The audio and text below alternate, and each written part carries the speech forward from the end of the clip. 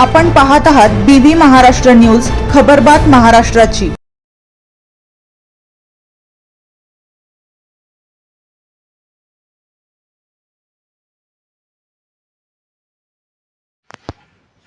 ढोलबारे नजीक झालेल्या भीषण अपघातात एकाचा मृत्यू।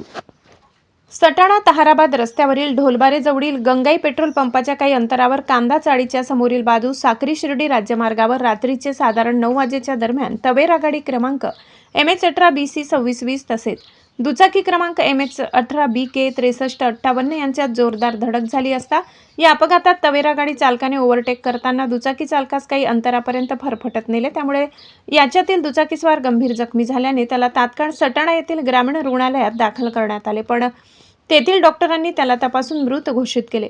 या अपघाताने चांगलीच खळबळ उडाली असून घटनास्थळी सटाणा पोलिसांनी धाव घेतली। या राज्यमार्गाला कुठे गतिरोधक नाही, त्यामुळे अपघाताचे प्रमाण दिवसेंदिवस वाढत आहे।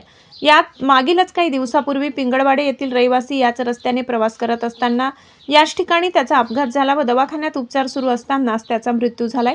अशा दिवसेंदिवस येथे किरकोळ जखमी किंवा अनेक प्रकारच्या अपघाताच्या घटना घडत आहेत।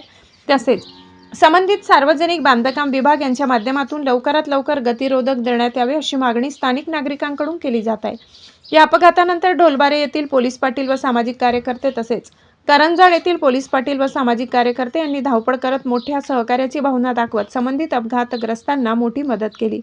बीबी न्यूज महाराष्ट्रासाठी सहसंपादक संदीप गांगुर्डे।